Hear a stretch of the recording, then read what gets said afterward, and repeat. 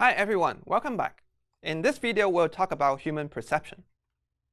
The reason we should understand human perception is because data visualization leverages human perception. So to design effective visualization, it's important to understand at least the basics about it. The human visual perception is a very powerful channel to leverage because it can process a lot of information. So a quick quiz for you. Can you name the 5 senses of human beings? Well, certainly sight is one of them. And the other ones are touch, hearing, smell, and taste. Something that you may not know is that sight is a lot more sensitive, and it can process a lot more information every second than all the other senses. For example, it's an order of magnitude more sensitive than touch, and 2 orders of magnitude more so than hearing and smelling, and even a lot more so than taste. So what does that mean? So that means the human eyes can process a lot of information every second. So here's a very simple, maybe even simplified model of human visual perception, where when we look at something, what really happens is that there are primarily 2 stages. In first stage, we do something we call a parallel detection. So that means whether we want to do it or not, our eyes actually is parallelly scanning things. And what we're looking at are things that happen in the world, things that are fast-moving. We're looking for basic features, and so on. And the second case is where we really need to focus, as in, we're looking at something in detail. We want to find out what's really in the picture, or trying to make sense of what we're really looking at. And in this stage 2, unfortunately, is rather slow. And often people will say that it's more like serial processing. That means you're kind of like looking at things one by one and trying to identify what are the objects that you're seeing, looking at the layout or relative positioning of things. So we'll go through each of these 2 stages and understand why it's important to understand this parallel detection and also serial processing and how it affects our design of visualization. So in stage 1, we often call this pre-attentive processing. So that means whether we like it or not, we will have to do it. So we just naturally do it.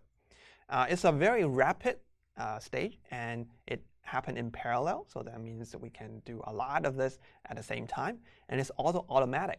So automatic as in we are not really conscious about it. And it's just fleeting, so meaning it lasts only for a short time. We cannot really say, what happened in the 1 second, 2 seconds ago. So all those are gone. In stage 2, we have serial processing. So this stage would happen if stage 1 doesn't really tell us everything that you want to see. So in this stage 2 is really relatively slow. So meaning we might be looking at things one by one. And sometimes we'll incorporate our memory when we try to make sense of what we see. And also it's more conscious and manual, as in we'll get to choose what to look at, what to process, what to skip. Stage 1 pre-attentive processing, as we mentioned, happens really quickly. Actually happens around 200 milliseconds to 250 milliseconds. And the reason is because the eye moves every 200 milliseconds. So that means every time our eyes move or we blink, we do this pre-attentive processing together. Now let's look at the power of pre-attentive processing. So we'll do a quick quiz to convince you of that. So here's a whole bunch of numbers here. So allow you to actually maybe even a few seconds to skim. Can you answer the question of how many 3s, number 3s, how many 3s are there on the screen? Probably really hard, right? But what about now? Much easier. So what that means is that using opacity, as we'll see later, is a very effective way to leverage human perception or the pre-attentive processing speed, where we can just do a quick glance, not even really focus on anything, and we can quickly pull out the actually 4, number 3. There are actually a few more examples from Professor Chris Healy at NC State, which also will further convince you about the importance of pre-attentive processing. So we'll do a few exercises very quickly. And the setup is that on the screen, you will have 2 boxes, left side and right side. And in the next few exercises, I will put some icons or images in the left side and right side. And I will go through those slides really quickly. And what you will do is to try and spot whether on the left or on the right that you will see a red dot. OK? So there will be a red dot either on the right, on the left, and you need to figure out where. And they'll flash through the slide very quickly. OK? Here you go. So where was the red dot? On the left or on the right? Well, the answer was on the left. You probably got it already. And the main reason is because color or hue is pre-attentively processed. So in the example before, you saw there's only one red dot, but there's a lot of blue dots. So now we can go for the next exercise. So same drill. So what you want to do is to find the red dot, either on the left or on the right side. Ready? So where was the red dot? On the left or right? The answer is on the right, and likely most of you also got it right. The main reason is because shape is also pre-attentively processed. In the previous example, we saw there are mostly squares, and there's only one red dot. And the final exercise. So same thing, try to spot the red dot. Ready? This time, probably a lot harder. Maybe half of you got it right, half of you do not.